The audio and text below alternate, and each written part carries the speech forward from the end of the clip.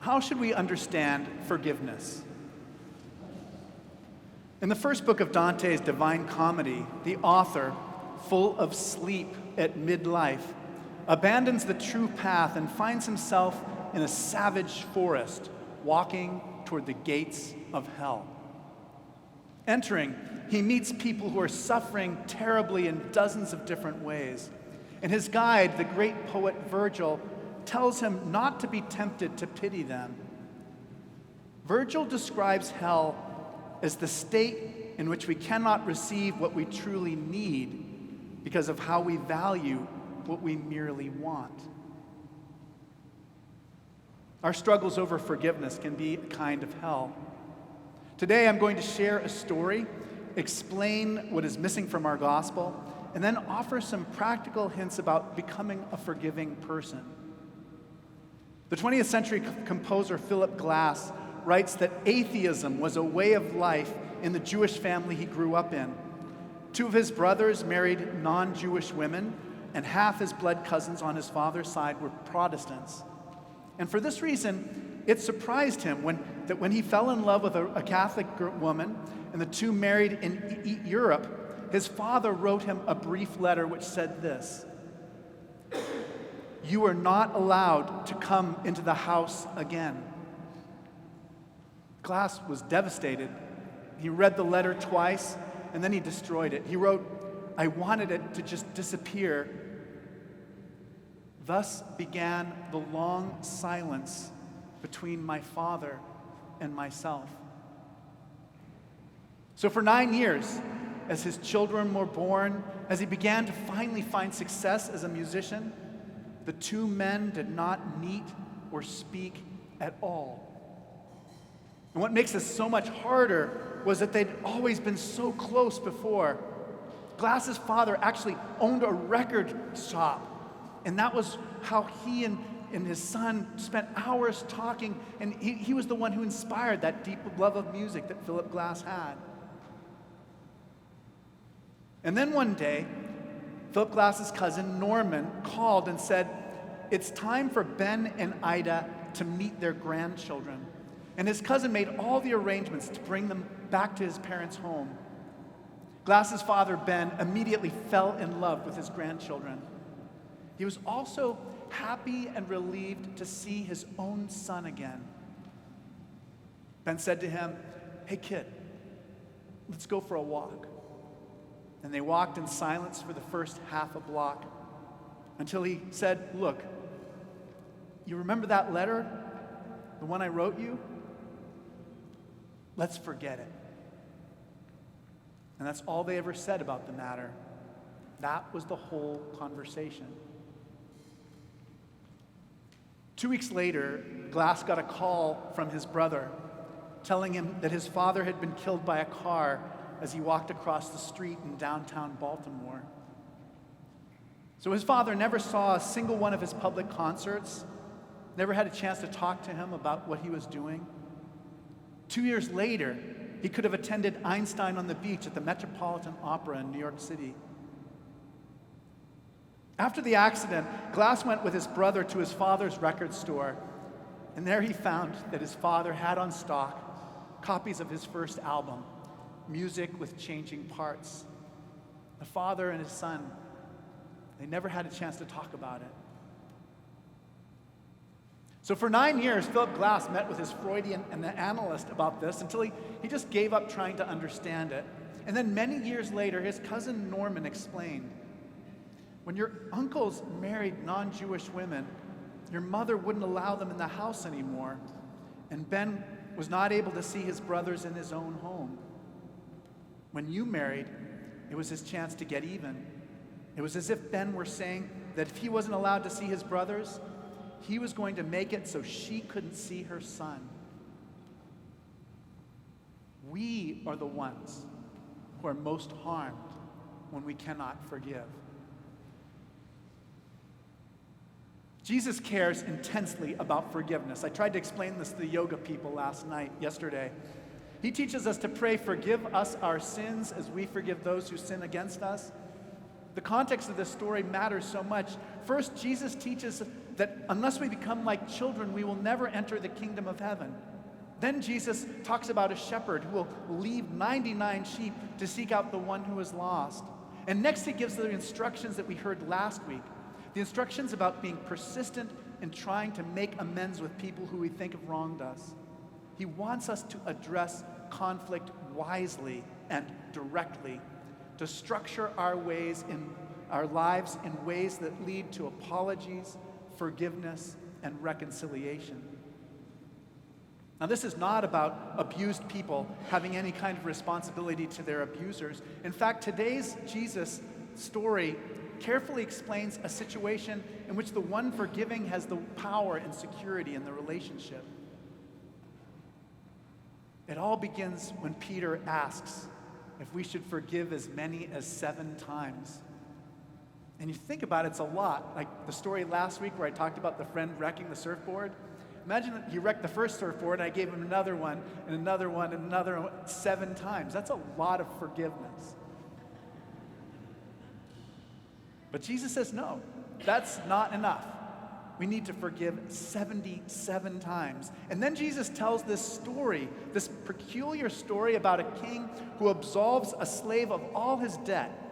And this same slave who is forgiven then fails to forgive the one who owes him. And the fellow slaves report this to the king, who throws the first slave in prison. And you remember the end.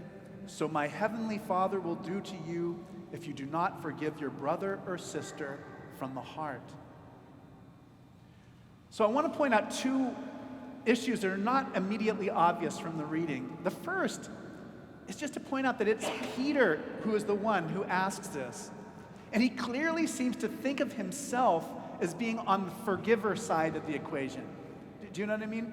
Not some person who needed to be forgiven 77 times.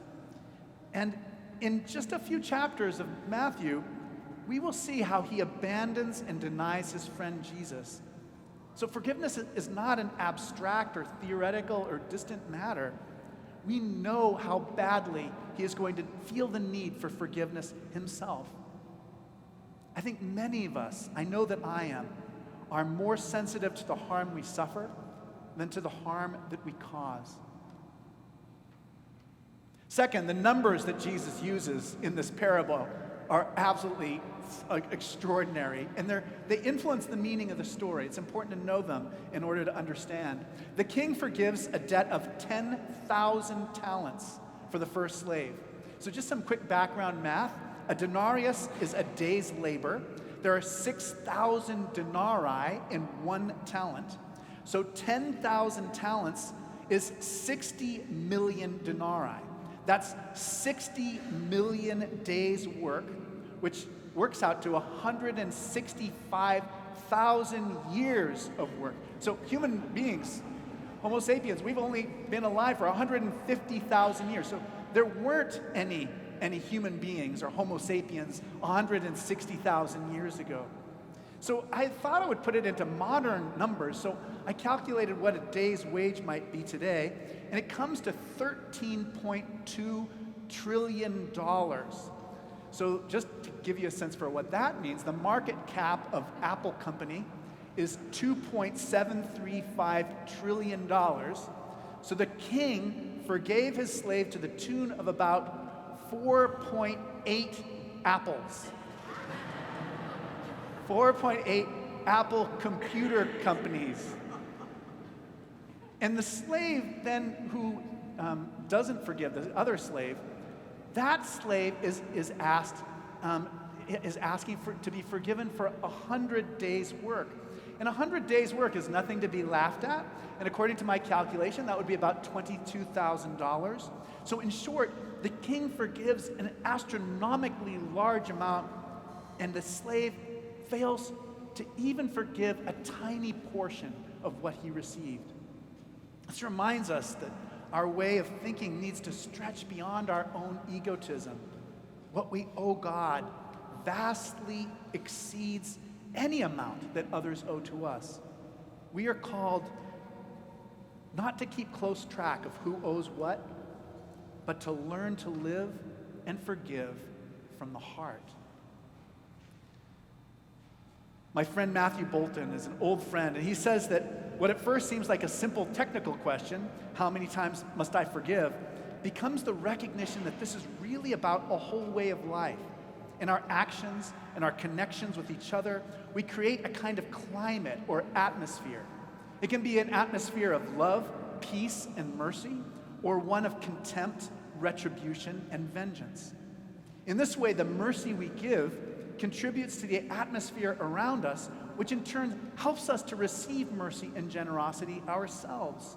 Matt says, quote, "The world we make is the world we will inhabit." Forgiveness is not so much about what we do as it is about who we are. And this isn't true not just on an individual level, but it's true in groups of people and for us as a community. Today, our annual Fall Stewardship campaign begins. We're not asking people to give anything near the total of what we have received from God. We do ask that each of us help to contribute to the atmosphere of generosity, openness, and forgiveness that thousands of people experience at Grace Cathedral here in person or online every year. Finally, I think it's important to talk practically about forgiving.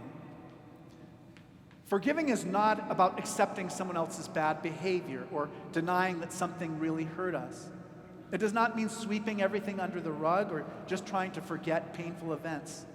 Forgiveness does not require someone to say sorry. And in fact, we are quite capable of forgiving even people who have died. Forgiveness does mean leaving the past in the past. It means taking responsibility for our feelings in the present.